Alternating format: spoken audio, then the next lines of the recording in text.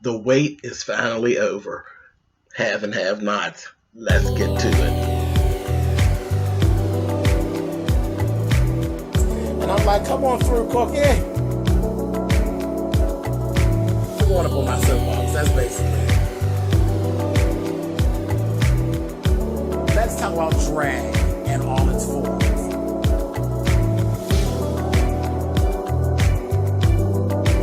What, Cookie?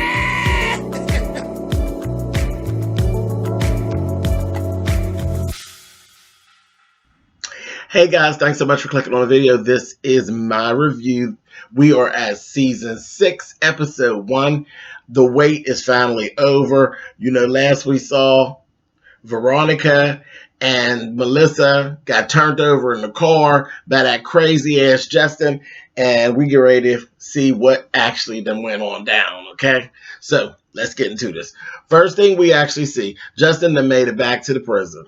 He goes and gets Jeffrey out of the cell, and he's kind of like talking, well, naturally, and this just goes to show where Jeffrey's so damn green and so goofy that I just can't with him.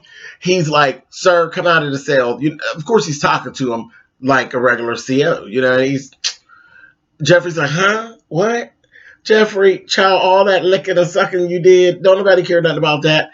It's got to be this way. He's got to talk to you regular. But then I was trying to figure out, is he kind of mad at Jeffrey now? But no, and Justin, I'm like, I doubt it. He's just putting on, for the surroundings. Sure enough, he takes him back in this room. He basically lets him know, the cameras and that is off. And he basically got Jeffrey in there trying to molest him, again, as usual. And he's like, though Justin is cute and all of that stuff, and he got the kind of scary, crazy thing going on. Now, see, I like the scary, crazy thing a little bit, but Jeffrey, that turns Jeffrey off. Jeffrey ain't really feeling it, never has, though he always slips in and always ends up sleeping with him or whatever.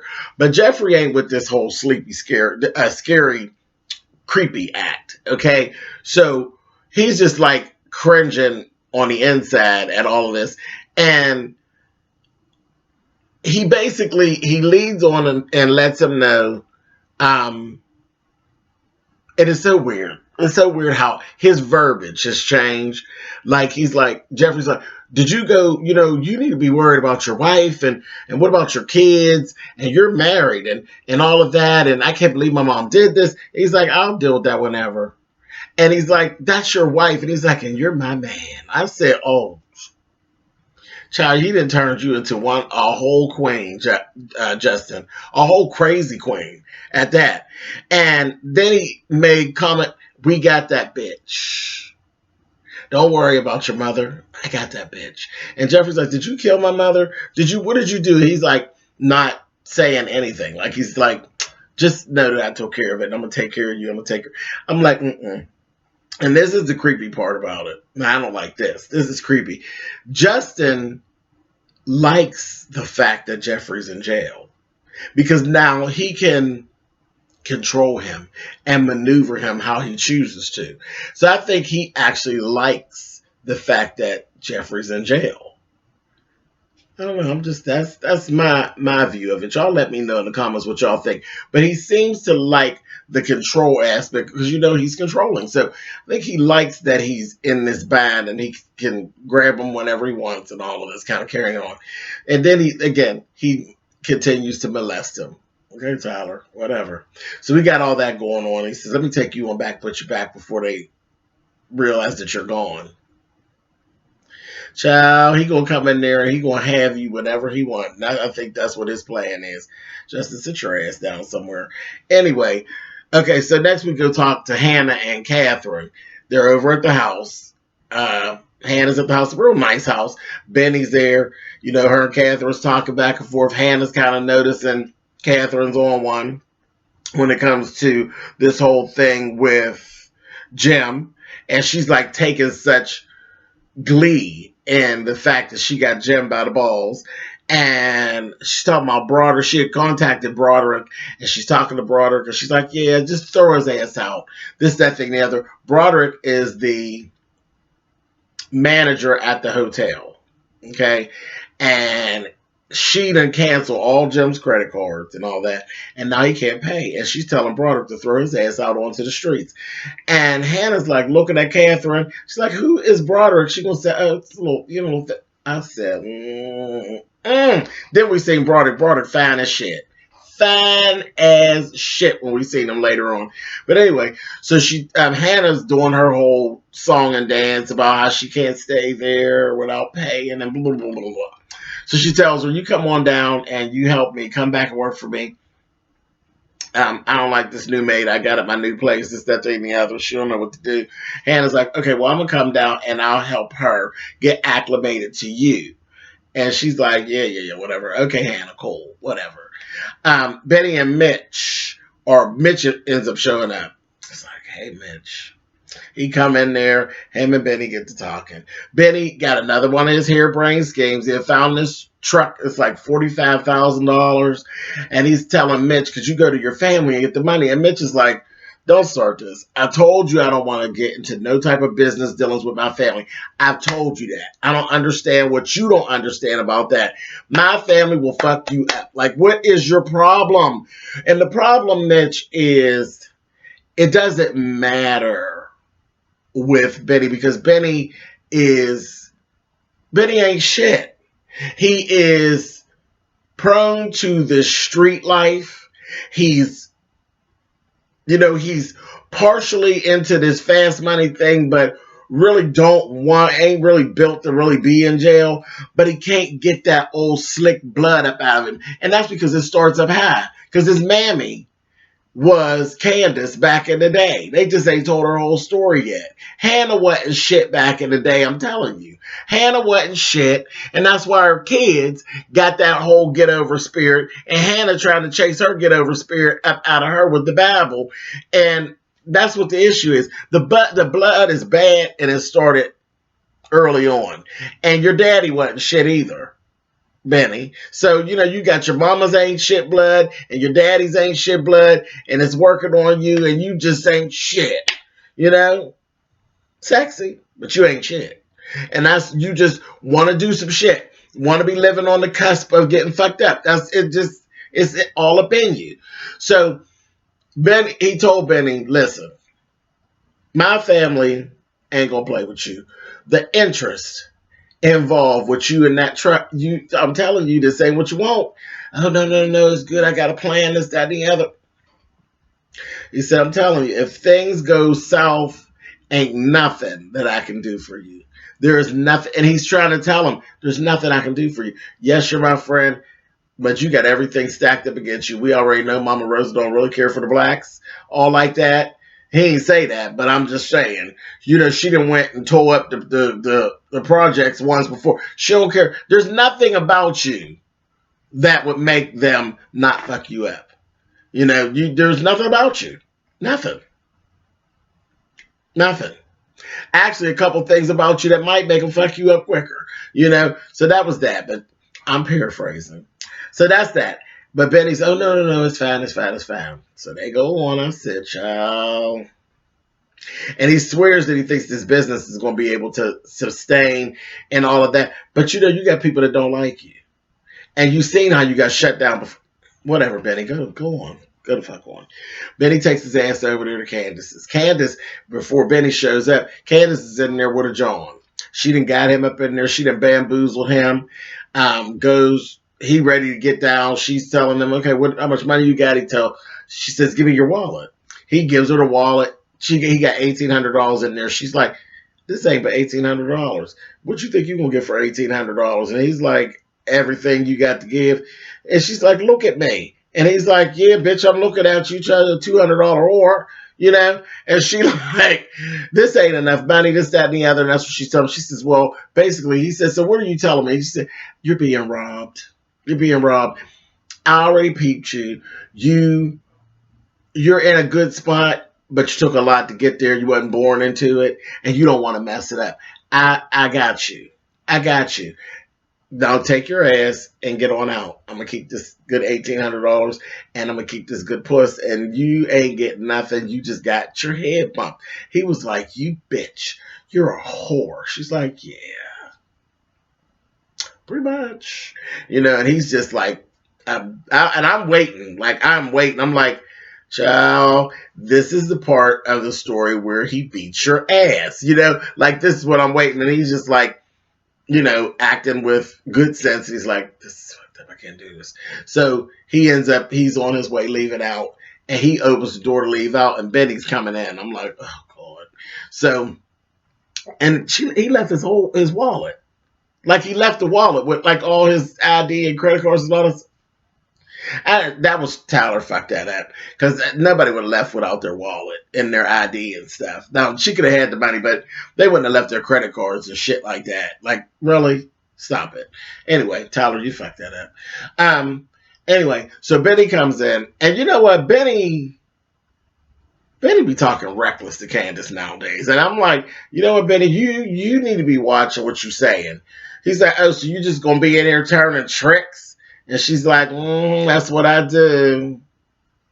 And he's going, you think I'm just going to let you do this? She's like, let me? What? So if you don't get your ass out of here, do what the fuck I want to do. And she's like, listen, I ain't got time for it. I ain't feeling you. I ain't feeling your mammy. None of that. I don't give a fuck about nobody. She told him flat out, my family was cremated earlier this week. I don't give a fuck about. You understand me? I don't give a shit about what you're talking about. Fuck you.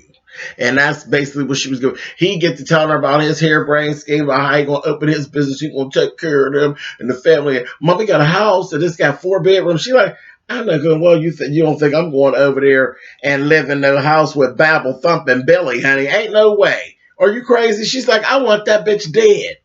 Dead. I don't try to live with her. She's like, I'm going to get even with everyone who's done something to me. Your mammy, Jim Cryer, and everybody, David Harrington, everybody who has done anything to Candace. And he's going on, Benny's talking this talk. She said, look, do this for me. Fuck out. Get out. Get out. You get I said, come on, this is the kind of Candace I like. Just evil, mean, and nasty, honey. And he's sitting up there, and she go push him out the door. He goes, just like a little brother, child. I said, I understand, girl. I got one of them. Get your ass out of here, child. And that's how they do. You can have the toughest little brother in the world, child. But when you talk shit to them, honey, they just be like, that's just what he was giving her. If he was anybody else's sister, I'd fuck you up, honey. She's get out. The fuck out of here. So she puts his ass out. And then we get down to the place. Catherine then walked up in on Jim. Jim was just getting ready to start giving the people at the front desk the blues. They're like, look, your card is declined. The fuck out of here. Nobody wants to hear what you got to say. Go somewhere. Do you ever come? Go comb your hair, you dumb bastard. But not in here. Get out. You don't have any money, and we're not using you anymore. So he's like being all groovy. Get your manager. Go get him. And here comes that broader. I said, oh. Well, all right, Catherine, honey. Catherine know how to pick him. Now, she was after my man Mitch, honey. And then this broad, come on, Catherine, bitch. Catherine, if you're going to be spending money on dick, I guess. I don't understand that whole transaction about spending your money but, girl, if you're going to be spending money on gigolos, I guess you better have you some good-looking ones. They don't need to have no piece of shit like that one you married and that you bought. Anyway, so Broderick comes around. And he's like, okay. And then Catherine comes and he's like, I'm the manager. And he's like, me and my wife, we own part share in this. And she's like, no, I own share. You don't own anything. Nothing at all. So Broderick's saying, well, he says, Mrs. Cryer, should I just go ahead and get him a room? She's like, no, what you need to get is the police and have him thrown out onto the streets. Throw him out. And Jim's like, are you kidding? So he goes back there to talk to her, and she's like, listen, sign the papers, tell me where Wyatt lives, and get the fuck out. Go away. Nobody's using you. I hate you. Remember I told you I hate you? I hate you, and I don't want to be bothered. Get your ass. Get your ass out of here, Jim. Going on, sign these papers. And he's like, I'm not signing. It's to your benefit with your mental state. She's like, my mental state? What about my mental state? He's like, you done killed Jennifer Salmon and you acting like everything's everything. Bitches, you're crazy, bitch. She's like, no, I don't give a fuck. That's what's going on. See, I don't really give a fuck. That's how my shit's set up. Give a fuck. I told that bitch what to do. She didn't listen. I took her out. I don't give a fuck. And he's like, well, I want you, if I sign, then we're not married anymore. And I can be made to testify against you. Did you hear me when I just told you, don't give a fuck? And she's like, I want you to sign the papers and you need to tell me what Wyatt's address is. He's like, I'm not going to do it. She's like, okay, fine. Call the police, have his ass escorted out of here, honey. Get the fuck on out of here. You cut my credit cards. No, I cut my credit cards that you were using. You're nobody. Get the fuck out. She said, look, I'll tell you, you sign the paper, I'll give you $250,000 and you go on about your business. He's like, Catherine, you're going to make the old Jim come back. And you know what she said? Go get him, honey. That's what her tube was forgiven. Go get him, honey. There's the old Jim and this new Catherine. Baby, go get him. I told you I don't give a fuck. Go get him. So that was that. They ended up leaving. David got his ass with Erica, and he took her to show her this new house. He had this house, big, beautiful house. That kind of is similar to the one that Veronica set on fire.